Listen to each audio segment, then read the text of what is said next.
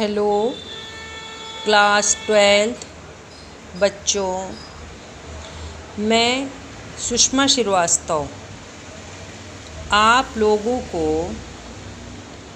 समाजशास्त्र में दूसरा लेसन प्रारंभ करेंगे। सांस्कृतिक परिवर्तन खंड ख ये हमारा चल रहा है और इससे पहला लेसन हमने समाप्त किया था संरचनात्मक परिवर्तन। इससे पहले का हमारा था संरचनात्मक परिवर्तन और अब दूसरा है हमारा सांस्कृतिक परिवर्तन। तो सांस्कृतिक परिवर्तन क्या है, पहले हम इसके बारे में थोड़ा सा डिटेल जान लें। सांस्कृतिक परिवर्तन जो है, भारत में उपनिवेशवाद के प्रभाव से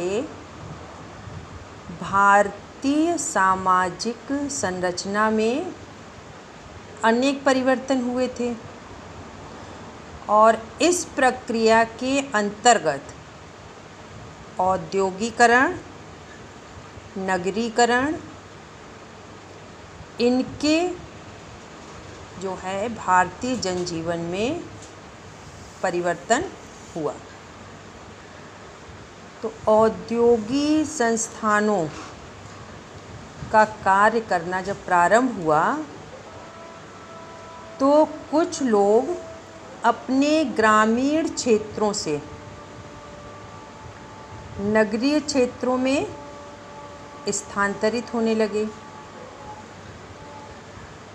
और भारतीय जनसाधारण में आवास तथा कार्य करने की प्रणालियों में परिवर्तन हुआ। तो इन परिवर्तनों को संरचनात्मक परिवर्तन के रूप में समझा गया था और जब यह परिवर्तन की प्रक्रिया के अंतर्गत संस्कृति, जीवन शैली, प्रारूप, मूल्य तथा फैशन के साथ साथ भाव और भंगिमाओं में भी कुछ गुणात्मक परिवर्तन हुए। तो जो संरचनात्मक परिवर्तन थे उन्हें में सांस्कृतिक परिवर्तन भी हुआ। तो संरचनात्मक परिवर्तन का जो प्रभाव पड़ा था उसी प्रकार उसी से संबंधित घटनाओं में ये औपनिवेशिक शासन के प्रभाव की उत्पत्ति मानी गई है। इसकी प्रथम घटना का सीधा संबंध 19वीं शताब्दी के समाज सुधारकों तथा 20वीं शताब्दी के प्रथम चरण के राष्ट्रवादी नेताओं के सुनियोजित प्रयासों से हुआ। तो यह सुनियोजित प्रयास जो थे, इनका मुख्य उद्देश्य सामाजिक व्यवहारों में बदलाव लाना था। तो जो भारतीय समाज में महिलाएं तथा निम्न जाति के प्रति भेदभावपूर्ण थे, तो परिवर्तन में सांस्कृतिक व्यवहारों में परिवर्तन हुआ, जिसमें मुख्य रूप से 4 प्रक्रियाओं के रूप में यह परिवर्तन माना गया था। उसमें सांस्कृतिककरण, आधुनिकीकरण, लौकिकीकरण तथा पश्चिमीकरण। सांस्कृतिककरण, आधुनिकीकरण, लौकिकीकरण और पश्चिमीकरण। तो इन प्रक्रियाओं में एक प्रक्रिया संस्कृतिकरण की भी है, जो उपनिवेशवाद से भी पहले से चली आ रही है, जबकि 3 प्रक्रियाओं का संबंध उपनिवेशवाद से है। लेकिन समाज सुधार आंदोलनों के साथ संस्कृतिकरण, आधुनिकीकरण, लौकिकीकरण और पश्चिमीकरण, इनके बारे में इसमें आपको बताया गया है इस लेसन में। तो सांस्कृतिक जो है, सांस्कृतिक परिवर्तन, यह हमारा 19वीं और 20वीं शताब्दी के प्रारंभ में हुए समाज सुधार आंदोलन, 19वीं और 20वीं शताब्दी के प्रारंभ में हुए समाज सुधार आंदोलन। पहले हम लोग इसके बारे में जानेंगे कि 19वीं और 20वीं शताब्दी में समाज सुधार आंदोलन जो हैं वो कौन से थे। तो भारतीय समाज एवं उपनिवेशवाद से जो व्यापक रूप से प्रभावित हुआ,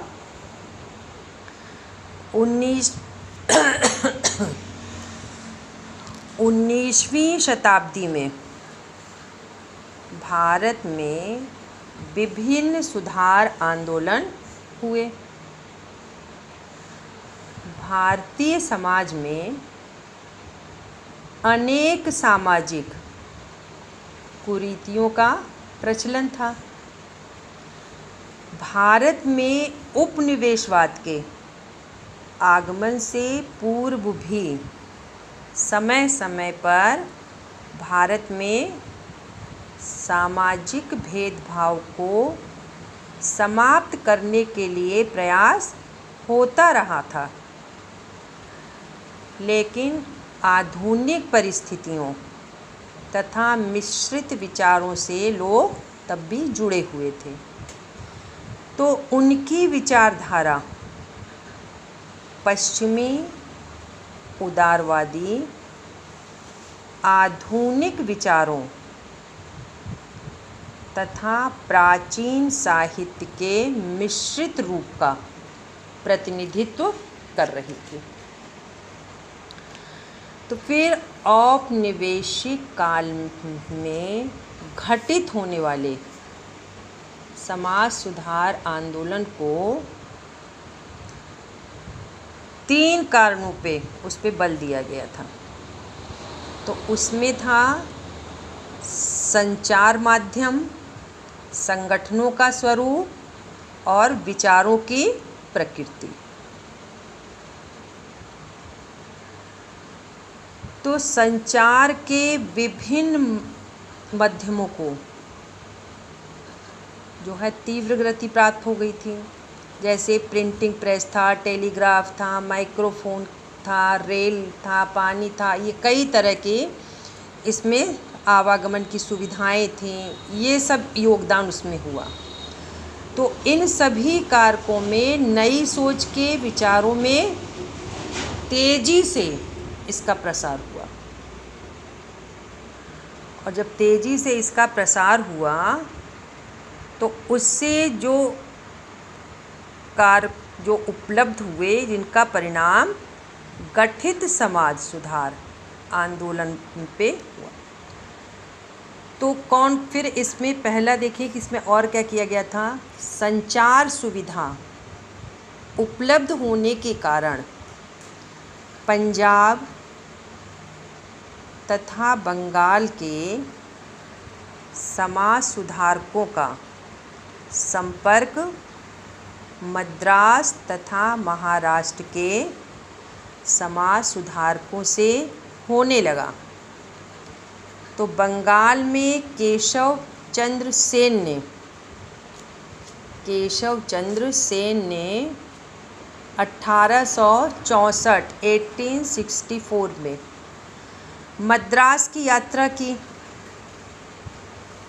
तथा पंडिता रमाबाई ने देश के विभिन्न क्षेत्रों में आना जाना किया। तो अनेक समाज सुधारकों ने विदेशों की भी यात्रा की। इसमें ईसाई मिशनरियों ने वर्तमान नागालैंड, मिज़ोरम तथा मेघालय के सुदूर क्षेत्रों में समाज सुधार का अभियान चलाया।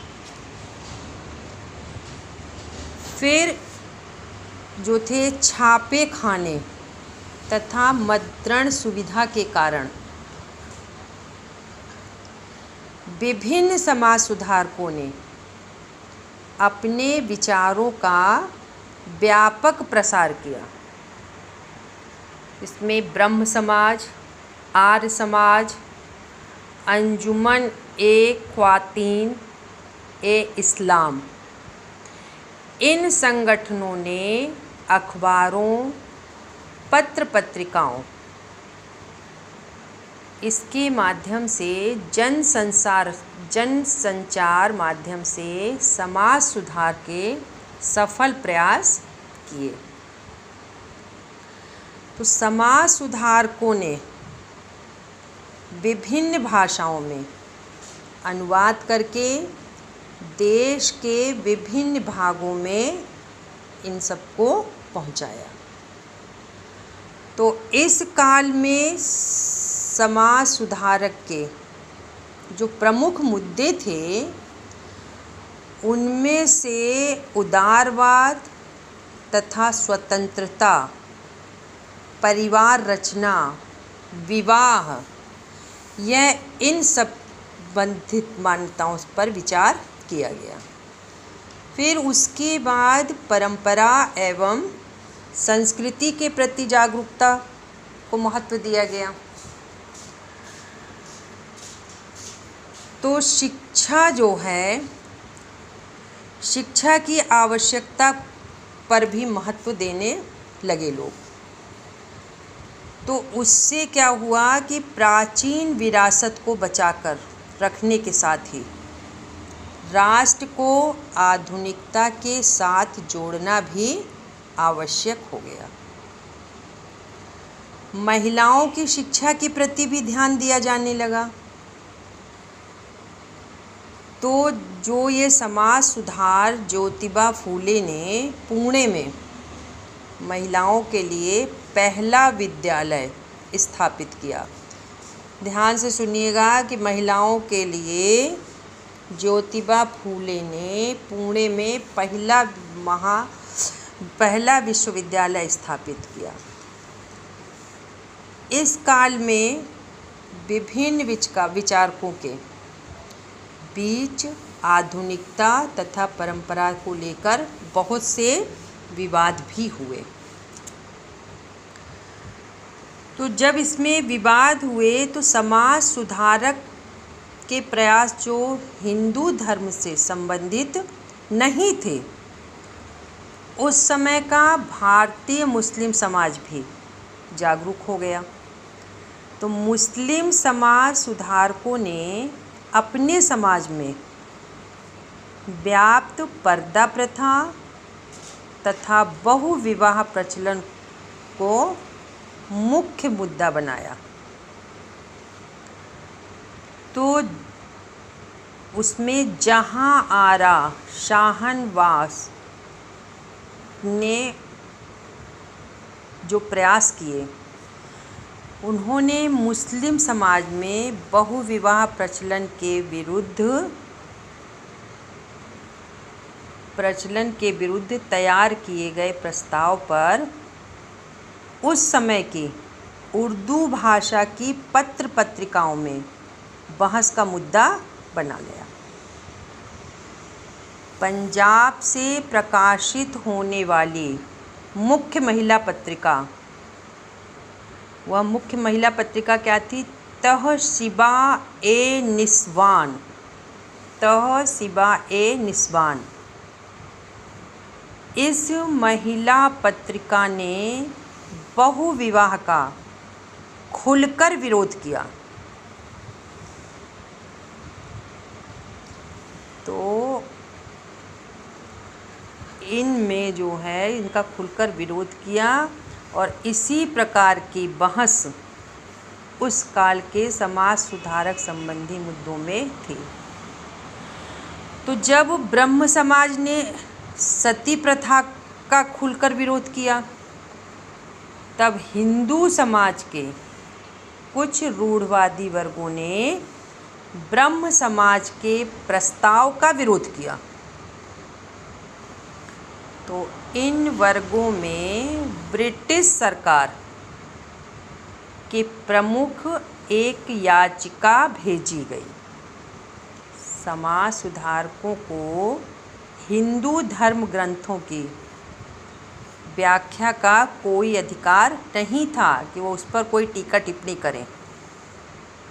किन 19वीं सदी के समाज सुधार आंदोलनों को अपने ही समाज के विरोध का भी सामना करना पड़ा और आगे चलकर सफलता भी उन्हें प्राप्त हुई। तो ये था हमारा 19वीं और 20वीं शताब्दी के प्रारंभ में हुए सुधार आंदोलन। किन किन चीज़ों के लिए सुधार हुआ, तो उसमें सती प्रथा के लिए हुआ था और मुसलमानों में बहुविवाह के लिए हुआ था। अब हमारा अगला है विभिन्न सामाजिक आंदोलनों द्वारा सांस्कृतिक परिवर्तन। विभिन्न आंदोलनों द्वारा सांस्कृतिक परिवर्तन। तो भारतीय समाज के ढांचे में परिवर्तन लाने के लिए अनेक कारण महत्वपूर्ण माने गए थे, जिसमें औद्योगिकरण, नगरीकरण, पश्चिमीकरण तथा आधुनिकीकरण इनको प्रमुख कारण माना है। और इन्हीं के साथ सामाजिक आंदोलनों ने भी भारतीय समाज को काफ़ी सीमा तक प्रभावित किया था। तो इन आंदोलनों से जो सामाजिक सांस्कृतिक परिवर्तन की प्रक्रिया प्रभावित हुई, उसको कुछ बिंदुओं द्वारा हम स्पष्ट करेंगे। तो पहला है परिवार तथा विवाह में परिवर्तन। पहला, परिवार तथा विवाह में परिवर्तन। तो भारत में जो समाज सुधार आंदोलन हुए, उनमें परिवार के वैवाहिक स्वरूप में परिवर्तन हुआ। तो परिवार के वैवाहिक स्वरूप में क्या परिवर्तन हुए, उसमें देखेंगे हम लोग। परिवार के रूप में परिवर्तन। भारत में जो संयुक्त परिवार की प्रथा थी, तो इन धार्मिक सुधार आंदोलनों के कारण जो है भारत में पश्चिमीकरण की प्रक्रिया आरंभ हुई और संयुक्त परिवार के स्थान पर एकाकी परिवार की संरचना पर अधिक ध्यान दिया गया। तो ये हो गया परिवार के रूप में परिवर्तन। संयुक्त परिवार का रूप किसने ले लिया? एकाकी परिवार ने। फिर इसी में दूसरा है परिवार के कार्यों में हस्तक्षेप। परिवार के कार्यों में हस्तक्षेप। परिवार में जो विवाह के संबंध में माता पिता की सलाह या मर्जी जो थी वह मुख्य मानी जाती थी, किंतु सरकार व समाज का इसमें हस्तक्षेप आरंभ हुआ।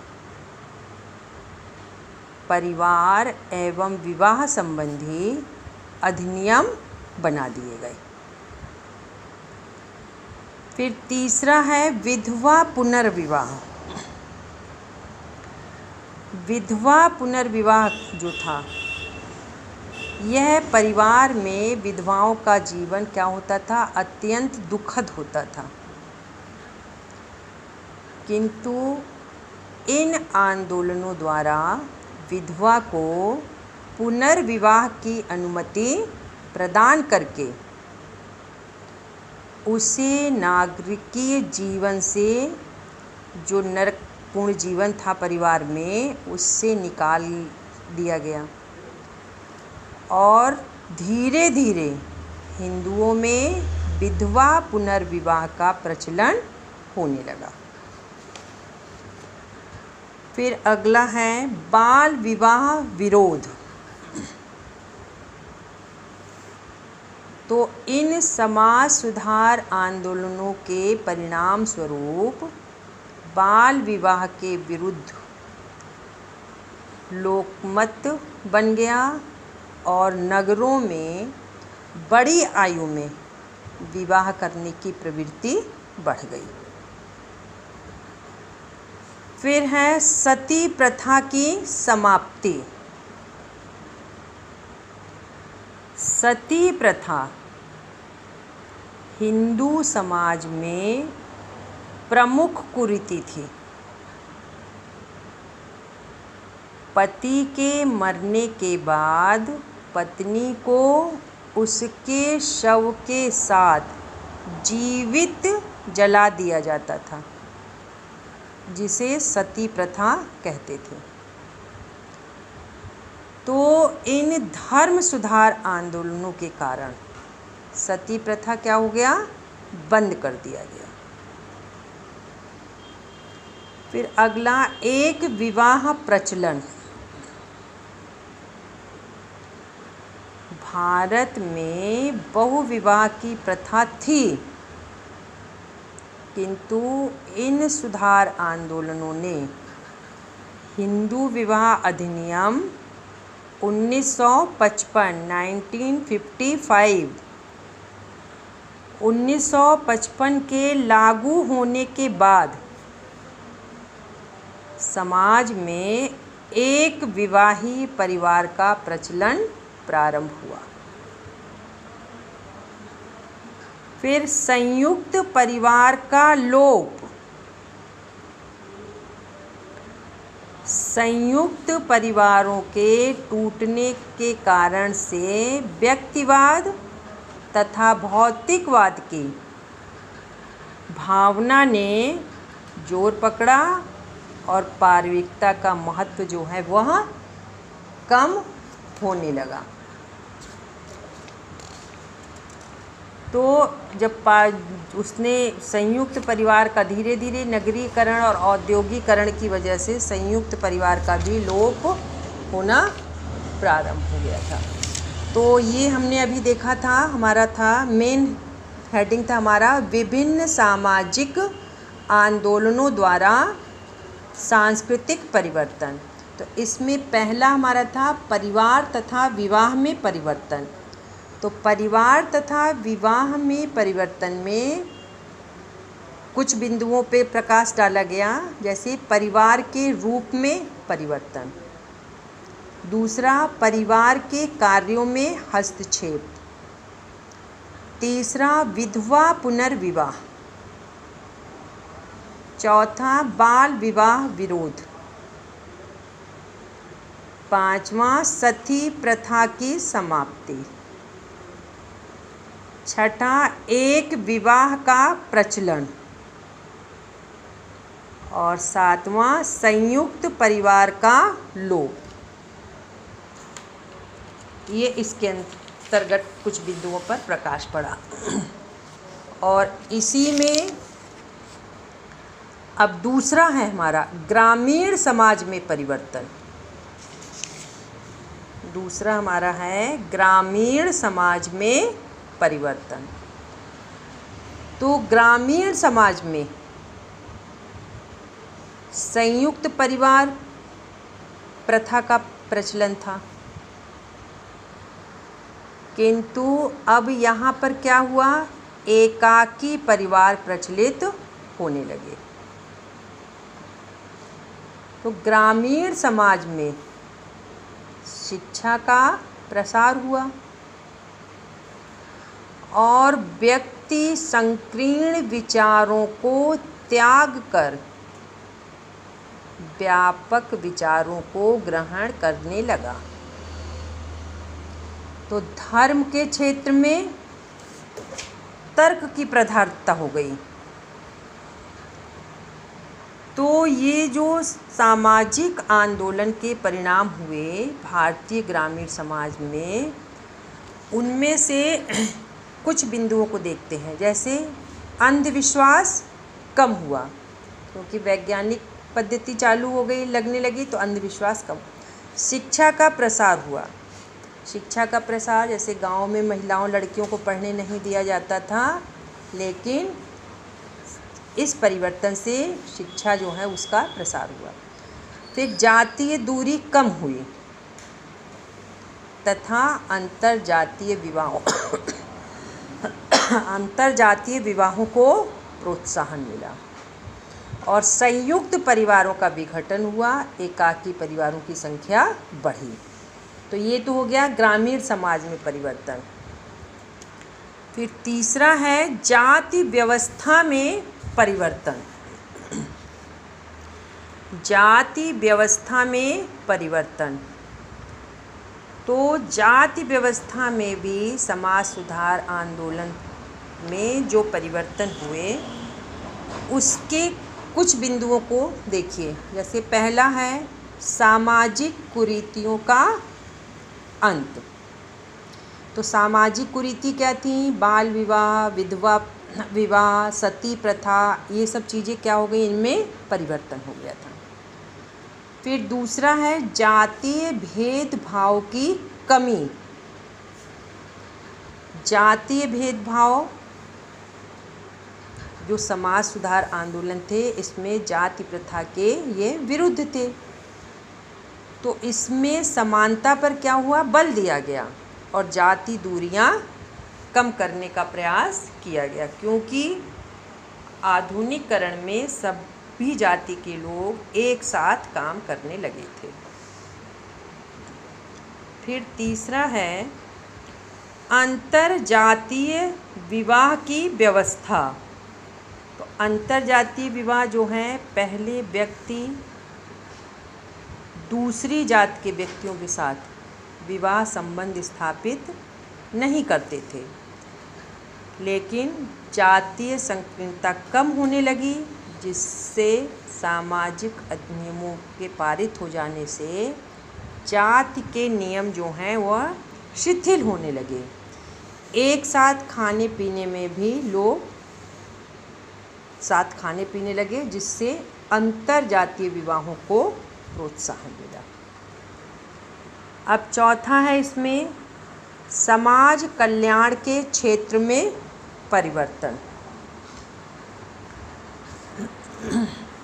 समाज कल्याण के क्षेत्र में परिवर्तन, सरकार जो है वह सड़कों का निर्माण करने, कुओं का विस्तार करने, सरायों की व्यवस्था करना, धर्मशाले बनवाना, ये क्या हो गया, इन सब के कल्याण कार्य करने लगी। और समाज सुधार आंदोलन के परिणाम स्वरूप स्त्री कल्याण, बाल कल्याण, श्रमिक कल्याण, पिछड़े वर्ग के कल्याण को समाज कल्याण की योजनाओं के अंतर्गत सम्मिलित किया जाने लगा, जिससे इन सभी योजनाओं को महत्व प्रदान किया गया और समाज के विभिन्न वर्गों का कल्याण हो सके ऐसा प्रयास किया जाने लगा। फिर 5वां, स्त्रियों की सामाजिक स्थिति में सुधार। तो स्त्रियों की सामाजिक स्थिति में भी इस समाज सुधार आंदोलन से काफ़ी परिवर्तन हुआ। स्त्रियों में क्या हुई? जागृति आई। वे अपने अधिकारों के लिए मांग करने लगे। स्त्रियों को पुरुषों की भांति इच्छा अनुसार विवाह करने की सुविधा मिल गई। इसी में दूसरा है, भारतीय समाज में नारी को मौलिक अधिकार प्राप्त हुए। तीसरा है, राजनीतिक क्षेत्र में भी स्त्रियों को राजनीतिक कार्यों में भाग लेने की स्वतंत्रता प्राप्त हुई। फिर चौथा, स्त्रियों के कल्याण के लिए विभिन्न योजनाएं बनाई जाने लगीं और यह विश्वास किया जाने लगा कि जिस समाज में नारी का आदर होता है वहाँ देवताओं का निवास होता है। संस्कृत में कहा भी गया है, यत्र नार्यस्तु पूज्यन्ते रमन्ते तत्र देवता। तो ये तो स्त्रियों के सामाजिक स्थिति में सुधार हुआ। अब अगला हमारा है सांस्कृतिकरण, आधुनिकीकरण, पंथ निरपेक्षीकरण और पश्चिमीकरण। इसमें किस प्रकार से समझौता हुआ? सांस्कृतिकरण, आधुनिकीकरण, पंथ निरपेक्षीकरण और पश्चिमीकरण, इसमें कैसे समझौता किया गया? तो भारतीय समाज जो है आपका, भारतीय समाज जो है इसमें सामाजिक सांस्कृतिक परिवर्तन से जुड़ी हुई 4 प्रक्रियाएं थीं। अभी पहले बताया गया था आपको, संस्कृतिकरण, आधुनिकीकरण, पंथ निरपेक्षीकरण, जैसे पहले लौकिकीकरण कहा था, तथा पश्चिमीकरण। तो संस्कृतिकरण है, आधुनिकीकरण है, पंथ निरपेक्षीकरण या लौकिकीकरण तथा पश्चिमीकरण। तो इन प्रक्रियाओं की यह विशेषता है कि ये चारों अनेक रूपों में आरंभ में एक दूसरे से जुड़ी हुई थीं और प्रायः एक साथ ही पाई जाती थी, लेकिन कुछ दशाओं में इन्हें अलग अलग रूप में भी देखा गया। कोई एक ही व्यक्ति किसी परिस्थिति में आधुनिक दिखाई नहीं देता, किसी अन्य परिस्थिति में परंपरावादी व्यवहार करता है। तो परस्पर विरोधी स्थिति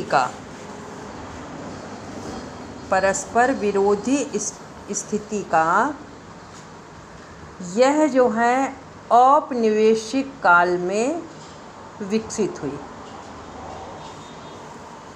तो आधुनिकता में एक प्रकार का आंतरिक विरोधाभास हुआ और इस स्थिति को उस काल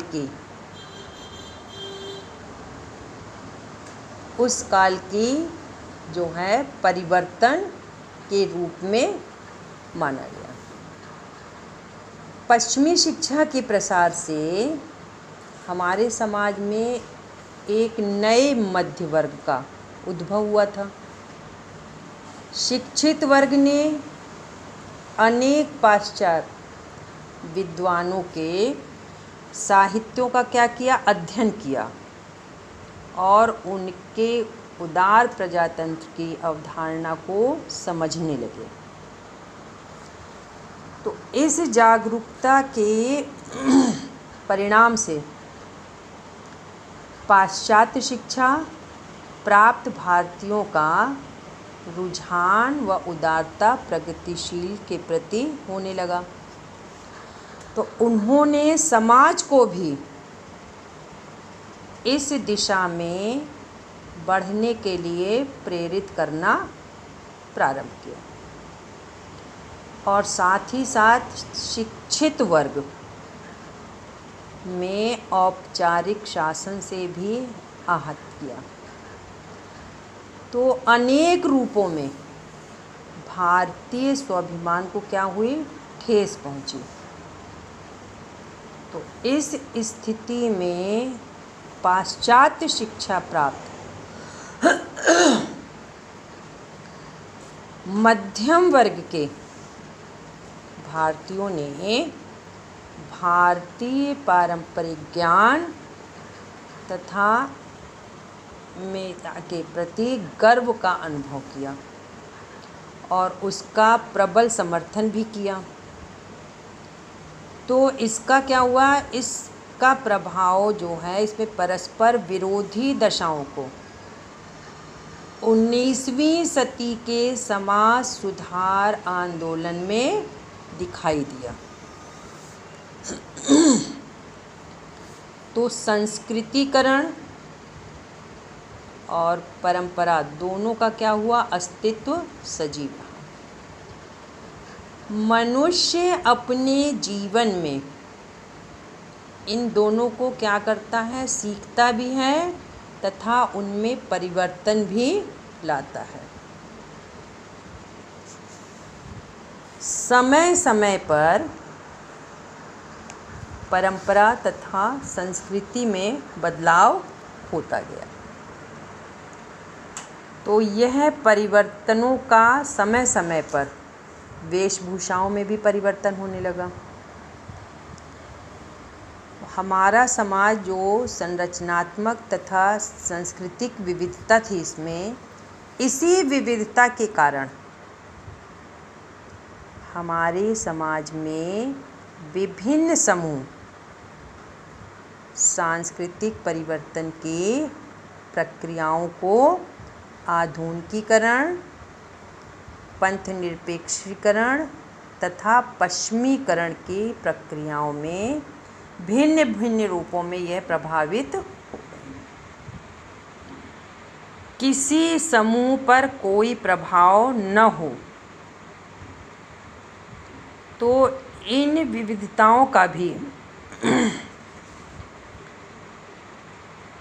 आधुनिकीकरण के पक्षों में आगे बताया जाएगा। तो सांस्कृतिक परिवर्तन को विभिन्न प्रक्रियाओं में से सबसे पहले संस्कृतिकरण की प्रक्रिया पर अधिक प्रभाव पड़ा और यह सांस्कृतिक परिवर्तन की यह प्रक्रिया औपनिवेशिक काल में काफ़ी पूर्व सक्रिय रही और अन्य प्रक्रियाएं तो औपनिवेश काल की देन है ही।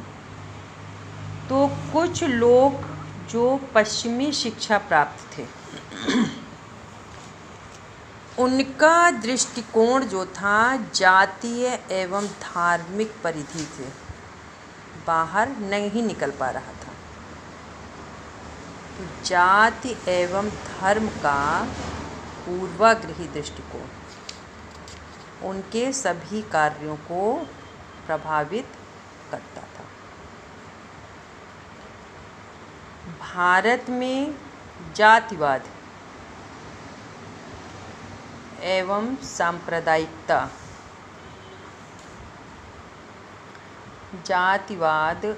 सांप्रदायिकता जैसी समस्याओं का कारण लोगों का जाति एवं धर्म पर आधारित पूर्वाग्रही दृष्टिकोण था। ऐसे लोगों ने अपने परिवारों में पश्चिमी संस्कृति को अपना लिया। महिलाओं की भूमिका,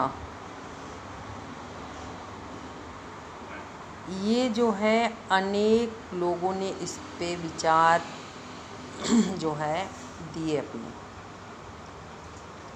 कि पश्चिमी पोशाक तो और पश्चिमी विचारधारा स्वतंत्र एवं भ्रातृत्व पश्चिमी मूल्यों से बिल्कुल अलग है। तो इसमें हमारे जो है पश्चिमी आधुनिकीकरण ये बताया गया संस्कृति के में। और अब आगे हम लोग इसको 4 बताए थे: संस्कृति आधुनिकीकरण, पंथनिरपेक्षीकरण और